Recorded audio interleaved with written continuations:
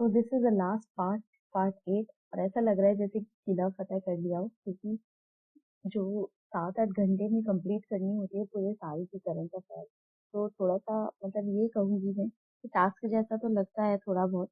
तो मैं आपसे भी बोलूंगी और सजेस्ट करूंगी कि आप इसको वन गो में देखो और अपना जो भी स्टैटिक पोर्शन है बस इसको कंप्लीट करने के बाद उसमें लग जाओ, क्योंकि 3 PT 365 आ चुकी है।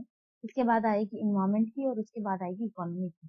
तो जो पॉलिटी की है उसको कंप्लीट कर लो। जो हिंदी मीडियम वाले बच्चे हैं, मैंने ऑलरेडी एक्सप्लेन बहुत अच्छे से कर दिया है। तो आप एक काम कर सकते हो कि आप अपने मोबाइल में जो है उसकी PT 365 जो है विजन आईएएस की वेबसाइट से जाके अपलोड करता डाउनलोड कर सकते हो, हिंदी मीडियम वाली, हिंदी लैंग्वेज सेलेक्ट करके, क्योंकि अभी पॉलिटी एंड गवर्नेंस की ही आई है और कोई PT 365 नहीं आई है। तो तब तक आप ये जो है डबल की स्पीड में देख के आराम से इसको रिवाइज करो, और उसके बाद जो है तब आप दूसरे सब्जेक्ट की करना, क्योंकि ऐसे सारा मिक्स कर दोगे ना तो काफी डिफिकल्ट हो जाता है। अब एक कंप्लीट कर लोगे तो फिर ये रहेगा कि आप दूसरी जो है जब कंप्लीट करोगे ना तो इसका रिवीजन कर सकते हो स्टैटिक पोर्शन के साथ। जैसे मैंने डायरी में मेंशन किए हुए हैं, इसी तरीके से मैं सजेस्ट करूंगी कि आप भी ऐसे ही टॉपिक वाइज मेंशन कर लो, ताकि आपके स्टैटिक पोर्शन में जो है ये टिक मार्किंग करके और उसको कंप्लीट कर सकते हो आप। तो चलो come to the point and discuss करते हैं अर्बन लोकल बॉडीज की।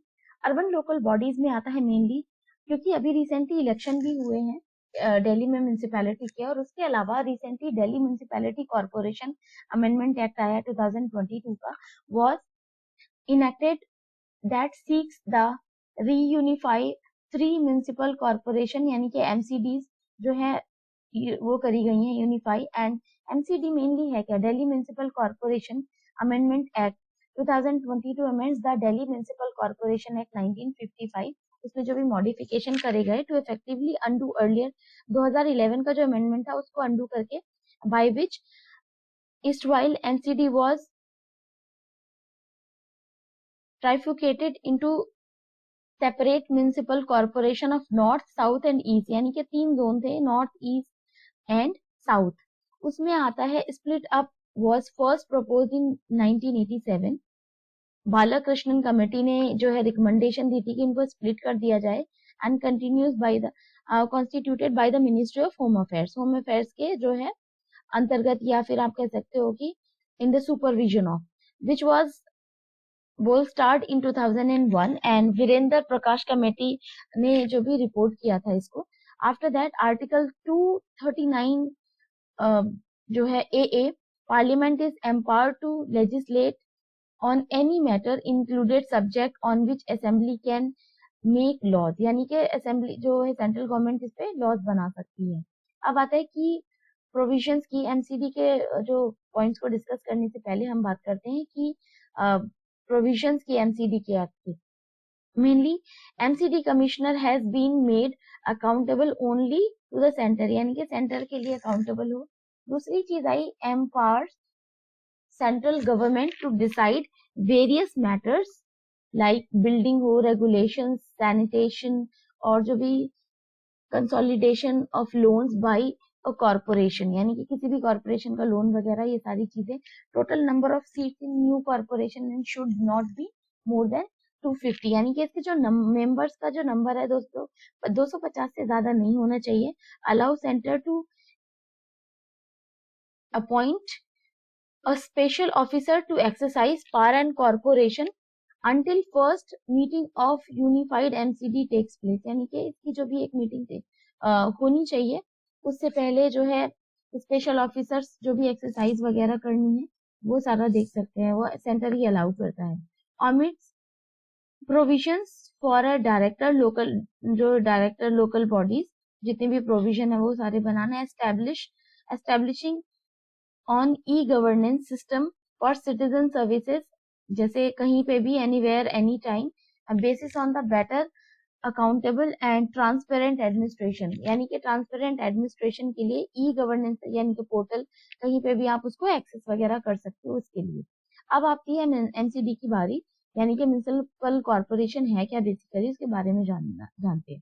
Municipal corporation was urban local level government in India, जो कि लोकल लेवल पे इजीली आपके लिए एक्सेसिबल हो अर्बन एरियाज में, कि जाके आप अपनी प्रॉब्लम का सोल्यूशन मांग सको वहां पे, एमसीडी के जो मेंबर्स होते हैं वहां पे।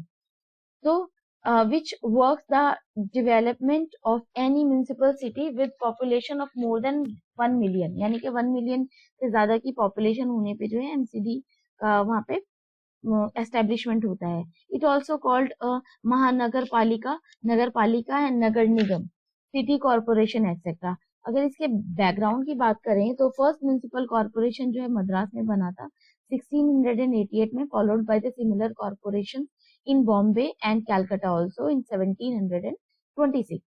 उसके बाद आता है लॉर्ड रिपन। लॉर्ड रिपन ने जो है 1880 टू 84 का जो टेन्योर था viceroy of India, introduced elections in municipal corporation and it is known as father of local self governance. Lord Ripon को बोला जाता है। तो ये क्वेश्चन आप याद रख सकते हो, बहुत सारे एग्जाम्स में पूछ लिया जाता है। To strengthen urban local bodies ULBs, functioning 74th constitution amendment act 1992 आया था, जिसमें कि 9th ए इंसर्ट किया गया था कॉन्स्टिट्यूशन में। दूसरी, their resources of revenue included property tax, water tax, professional tax, drainage system का जितना भी टैक्स है या सम अदर फिक्स जो भी टैक्स है वो स्टेट गवर्नमेंट के पास जा रहा है। Member of municipal corporation are directly elected by the people, जो कि अभी आपने न्यूज में देखा भी होगा कि आप गवर्नमेंट जीती है उसमें। Election to municipal corporation are conducted under guidance of direct superintendence and control of the state election commission, यानी कि स्टेट इलेक्शन कमीशन के जो है कंट्रोल में इलेक्शन किया जाता है। और म्युनिसिपल कॉर्पोरेशन एस्टेब्लिश की गई थी by the states act of concern state legislature and union territories by act of parliament of India. अब बात आती है audits of local self governance की। तो ये टॉपिक 2 है।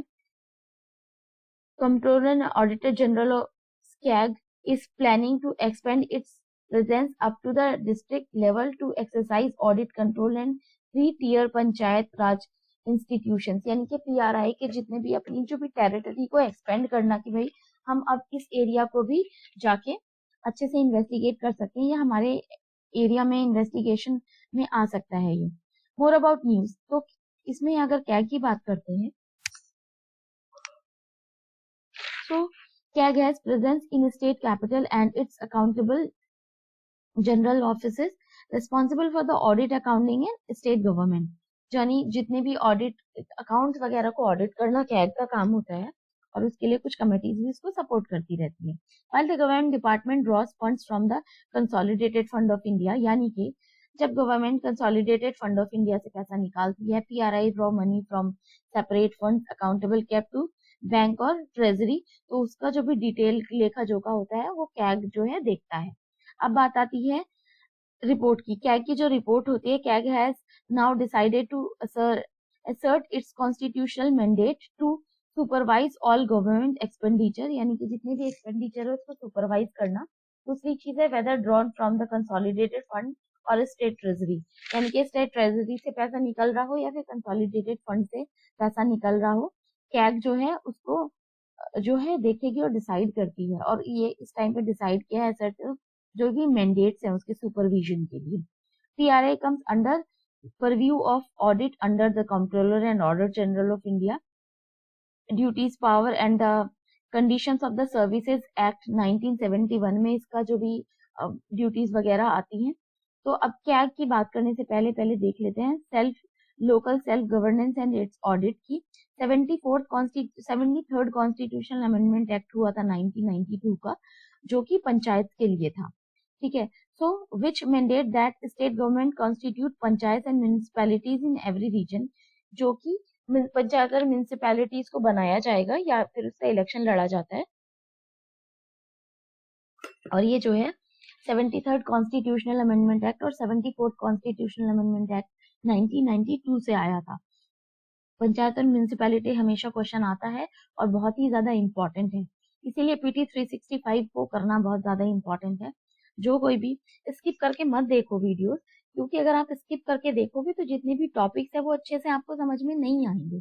इसीलिए मैं हर वीडियो में कोशिश करती हूँ, देखो मेरा काम है कहना, ठीक है, ये आपके ऊपर डिपेंड करता है कि आप जो है किस तरीके से अपना रिवीजन कर रहे हो करंट अफेयर्स का, क्योंकि ये बहुत ज्यादा इंपॉर्टेंट रोल प्ले करता है। लास्ट टाइम का जो एग्जाम दिया था मुझे बहुत दुख होता है क्योंकि मैं अपना जो स्टैटिक पोर्शन है बहुत स्ट्रांग था, बट बहुत सारे जो भी क्वेश्चन थे वो बस इस वजह से गलत हुए थे कि मैंने जो है करंट अफेयर को किया तो था बट उस तरीके से रिलीजियसली नहीं किया था। बट इस बार मैं कोई लूपहोल नहीं छोड़ना चाहती और मैं आपसे भी ये चीज सजेस्ट करूंगी कि आप जो है ये पीटी 365 को बहुत रिलीजियसली फॉलो करो और जो है इसको अच्छे से देखो, कई बार रिवीजन करो, कम से कम 6 से 7 बार रिवीजन हो जाना चाहिए आपका।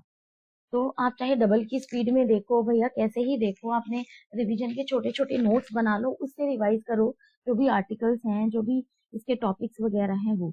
अब बात आती है यहाँ पे, so come to the point, this instituted a third tier of governance in federal framework and through devolution of function funds, जितने भी फंक्शनरीज हैं लोकल गवर्नमेंट की वो सारी चीजें कॉन्स्टिट्यूट करना।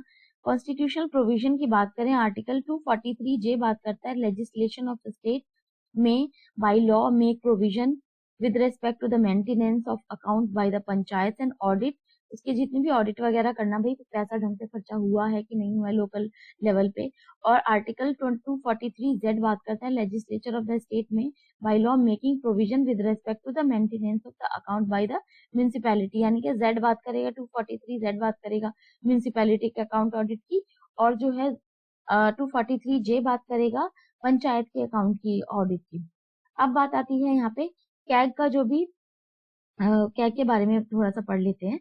अपॉइंट किया जाता है प्रेसिडेंट ऑफ इंडिया के द्वारा, 65 ईयर का जो है इनका एज लिमिट होता है और या फिर 6 साल का इनका टर्म होता है। सर्विस कंडीशंस की अगर बात करें, सेम एज जज ऑफ सुप्रीम कोर्ट, यानी कि सुप्रीम कोर्ट के जज के बराबर, और इनका फंक्शन जो है बहुत इंपॉर्टेंट है। So to audit receipt and expenditure of the union and each state and union territories government, CAG बात एक्सरसाइज करता है and such power and performance such audits to relation with the accounts and union and the state of any other authority or body or may be prescribed by any or under any law made by the parliament, यानी कि parliament के द्वारा जो भी law वगैरह बनाया गया है उसके एम्बिट में आता है। Timelines of audit of local self governance, local audit department की बात करें, फर्स्ट क्रिएटेड इन 1880 में, and audit to the accounts of the municipalities and other local funds in by an officer of finance department, style or examiner of local accountable attached to the office of account general। Ripon resolution 1882 की अगर बात करते हैं, scheme of self local self governance would develop the municipal institutions which had the under the direct control of the British crown, यानी कि उस time पे British crown के अंदर होता था जितने भी डेवलपमेंट और ये सारे रिफॉर्म आया था 1921 का, उसमें बात करी गई थी audit of the local bodies become a provincial subject, यानी कि प्रोविंशियल या स्टेट लेवल का सब्जेक्ट था। 73 और 74 का जो है CA constitutional amendment act related है, इससे audit and account to be done by the provisions in the state law, यानी कि स्टेट लॉ के अंतर्गत आता है।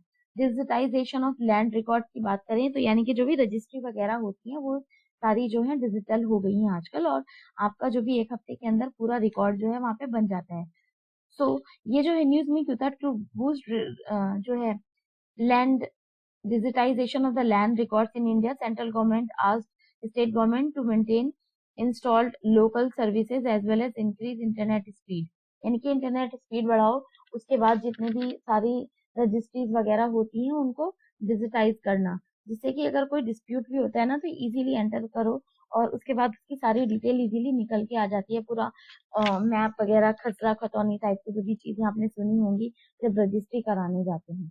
Digital India land record monetisation program, जिसमें कि DILRMP government is planning to come up with an online registration system, और ये जो है कई स्टेट्स में चल भी रहा है, MP वगैरह में। It is being implemented by the ministry of rural development, यानी कि मिनिस्ट्री ऑफ रूरल डेवलपमेंट के अंदर आता है ये चीजें आपको याद रखनी है, इस मिनिस्ट्री में आता है, ये कई बार पूछ लिया जाता है, ऑप्शंस में रहता है जो कि DILMPR is a central sector scheme launch in 2016 में जो है लॉन्च किया गया था।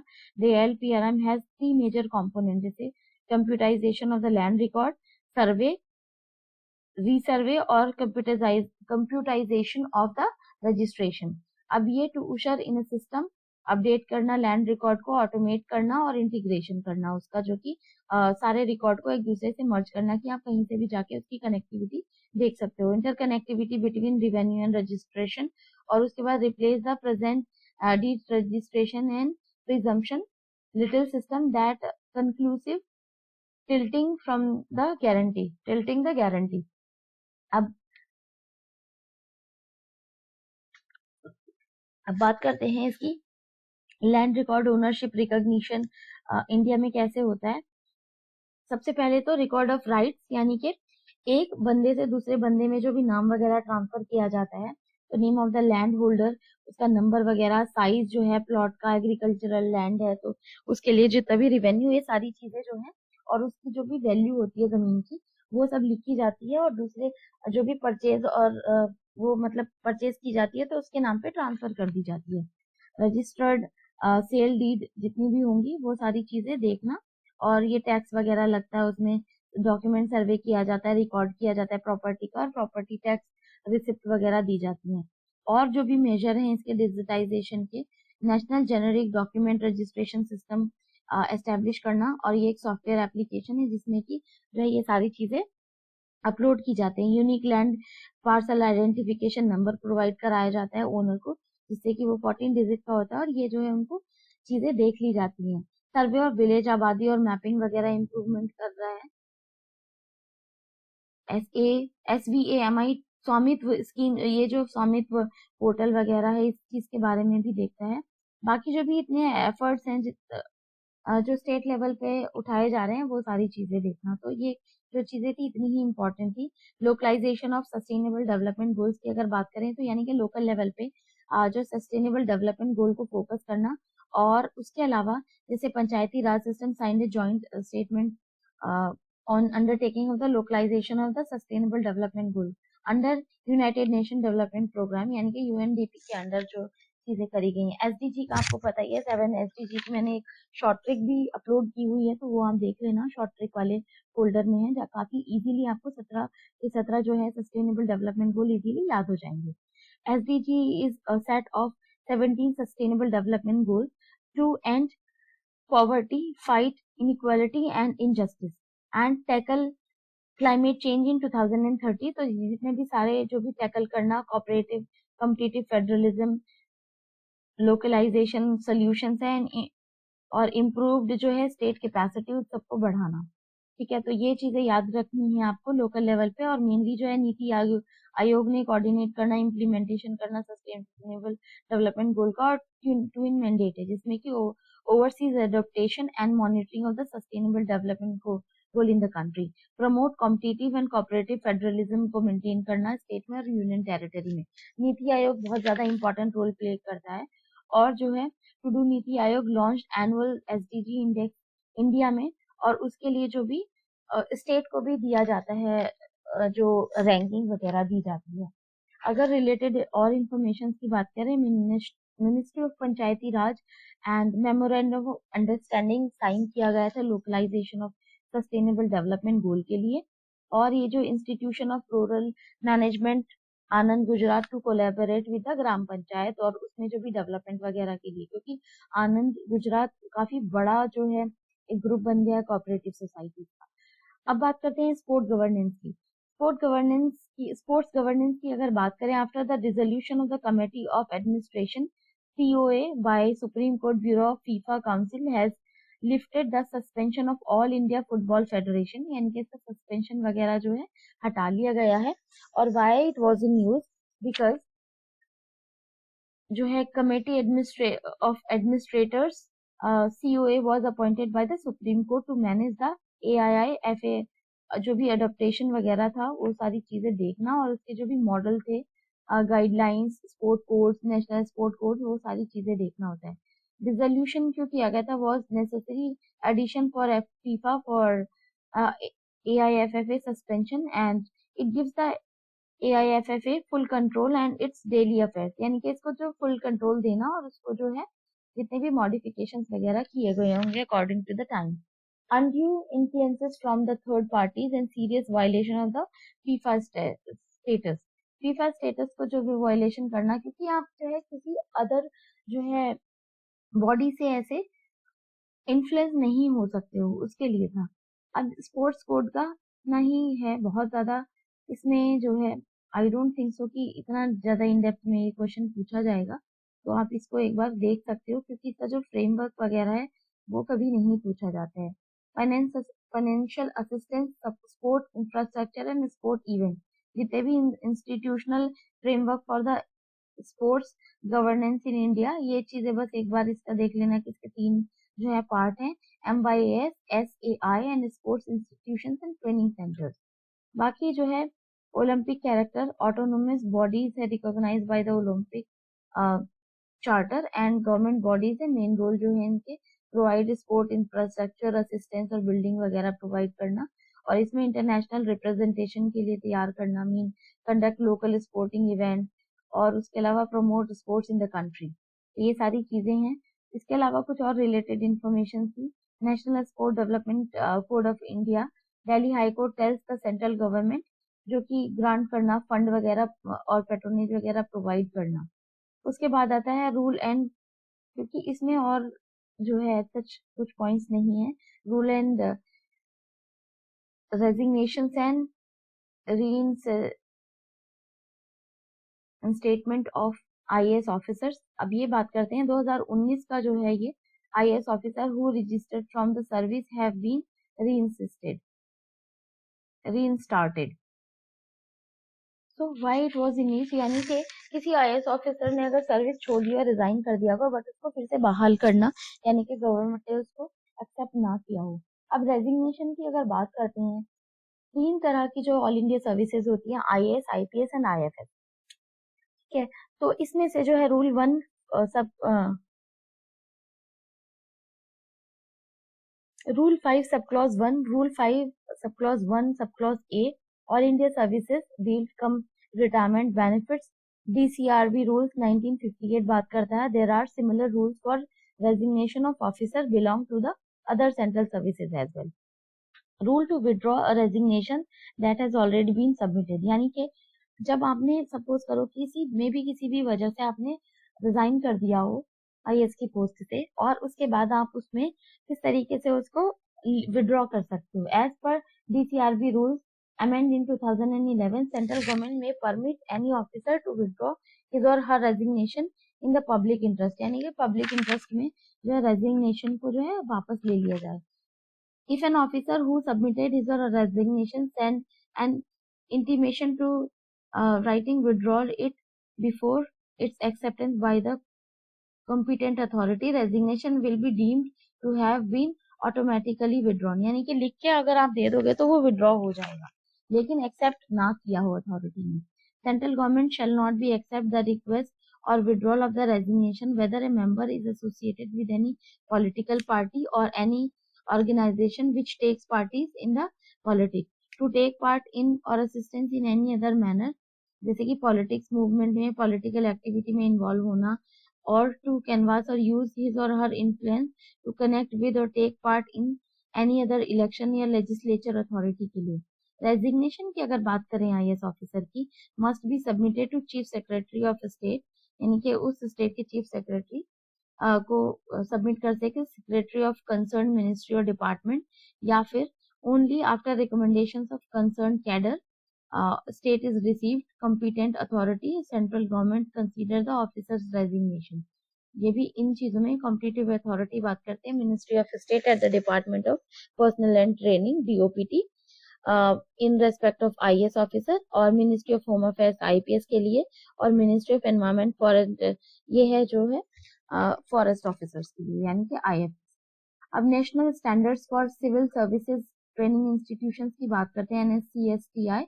Ministry of personnel public grievance personnel has launched national standards for civil service training institutions, उसके जो भी स्टैंडर्ड्स वगैरह थे वो लॉन्च किए गए हैं। एंड NCSTI की बात करें अगर, NCSTI is developed eight capacity, यानी कि capacity building commission headquarters, web portal and approach paper for the national standards also inaugurated. अब ये इनॉग्रेशन हुआ है कैपेसिटी बिल्डिंग कमीशन की अगर बात करते हैं, एस्टेब्लिश हुआ था 2021 में through gadget of India composition की बात करते हैं, 3 members supported by any international secretariat. Secretariat is headed by an officer in grade of joint secretary to Government of India designated as a secretary in CBC. Function की बात करते हैं इसके, तो build credibility and shape a uniform approach to capacity building. और suppose कि कोई बंदा है, मतलब उसको एक तो मोटिवेट करना, उसकी कैपेसिटी बढ़ाना कि बहुत अच्छे से काम करना और ये सारी चीजें देखना, नॉलेज वगैरह पर्टेनिंग करना, और ये सारी चीजें जो है इसका मिशन होगा. अब आती है initiatives taken to improve functioning of civil servants. तो कर्मयोगी आया था, मिशन कर्मयोगी, जिसमें कि जो है वॉचडॉग की तरह काम करती है, गवर्नमेंट के अच्छे से परफॉर्म कर रहे हैं आईएएस ऑफिसर्स के नहीं, क्योंकि आजकल बहुत सारी ऐसी न्यूज भी आती हैं कि जो है पावर वगैरह का जो है इस्तेमाल थोड़ा गलत तरीके से कर सकते हैं कुछ लोग. उसके लिए Aarambh launched government of India, it is first ever common funding course for civil servants. उसके बाद national training policy that is like efficient और इफेक्टिव इम्पार्शियल जो है सिविल सर्वेंट्स के लिए जो भी डेवलपमेंट प्रोग्राम वगैरह चलाना और ये सारी ट्रेनिंग वगैरह देना. Lateral entry, direct introduction of the domain experts at the middle और सीनियर लेवल, यानी कि सीनियर लेवल वगैरह पे भी एंट्री दी जा सकती है. अब बताइए पुलिस कमिश्नरेट सिस्टम की बात करें अगर, तो police commissionerate system PCS and dual command system DCS. अब इसमें decision to set up TCS has been taken due to the increase in the population, religious and cultural significance. Tourism provide better policies and maintain law and order. District would be declared as metropolitan cities as per rules of the Code of the Criminal Procedures. Before implementing PCS, earlier knowledge and Noida adopted PCS funding by the Kanpur and Varanasi. अब आता है police commissionerate system, और इसमें जो है mainly headed and unified police commander structure. तो ये जो है बस आप इसमें थोड़ा सा देख सकते हो कि ये तो जो स्ट्रक्चर थे ये है, और तो थोड़ा न्यूज में क्यों था. प्रॉपर्टी पोर्टल में अगर बात करें, revamp property portal has launch by department of personnel and training. इसमें आता है property is quality of having strong moral principles such as honesty, uprightness, transparency and incorruptibility, and strictly इसको follow किया जाए किसी के द्वारा. PB was launched in 2017 to capture data from all ministers, departments and autonomous organization, public sector bank, इन सब में देख के और प्रॉपर्टी पोर्टल से जो है ये सारी चीजें इंफॉर्मेशन वगैरह कलेक्ट करना. अब ये तो आई डोंट थिंक सो बहुत इंपॉर्टेंट है, बट 6 पिलर की अगर बात करते हैं, mega e proposal system, United Nation world summit on information society from society forum WSIS awarded 2020. Mega ये project aims to improve service delivery and governance, यानी कि अच्छे से जो भी सर्विसेज वगैरह प्रोवाइड करना और कोई भी असिस्टेंस है. Ministry of electronics and information technology जो है लॉन्च किया था इसको, और अच्छे से जो भी चीजें हैं डिटेल वगैरह प्रोवाइड करना. इसके 6 पिलर्स हैं, गवर्नेंस है, ह्यूमन रिसोर्सेज, एंटरप्रेन्योरशिप है, और प्राइमरी सेक्टर को भी इसमें इंक्लूड किया गया है, और उसके बाद इंफ्रास्ट्रक्चर एंड एनवायरमेंट भी आता है इसके जो भी 6 पिलर्स हैं. अब आती है global declaration on future on internet. तो इंटरनेट की मेनली जो है इसका कॉन्टेक्स्ट आप ये भी समझ सकते हो कि फ्री न्यूट्रल इंटरनेट, क्योंकि देखा होगा आपने कि जो कोरोना के टाइम पे इंटरनेट फैसिलिटी की कितनी ज्यादा जरूरत पड़ी थी. बहुत सारे ऐसे गांव वगैरह थे जहाँ पे पढ़ाई वगैरह के लिए बच्चों को एक्सेसिबिलिटी नहीं मिल रही थी, और जबकि ऑनलाइन जो है एजुकेशन चल रही थी उस टाइम पे. तो शट डाउन रिलेटेड प्रोविजन जितने भी हैं उसको देखना, ये सारी चीजें इसमें टॉपिक में कवर करी गई हैं. World Bank worldwide governance indicators की बात करते हैं, तो जो भी ग्रेवरेंस वगैरह है, Indian scores were much below its peer on all counts, यानी कि एनालाइज करना वर्ल्ड बैंक की put into the Indian sovereignty rather India's scoring were much below, यानी कि बहुत बहुत ही बुरा स्कोर है इंडिया का इसमें. विच WGI reports aggregate individual governance indicators of over 200 countries and territories over the period of 1996 to 2020. इसके 6 डायमेंशंस होते हैं गवर्नेंस के, combined view of large number of impressive citizen expert survey. तो ये जो है इसमें 6 डायमेंशंस हैं इसके, mainly voice and accountability, political stability and absence of the violence tourism, government effectiveness की बात करते हैं, regular quantity या regulatory quantity, rule of law, और आता है control of corruption।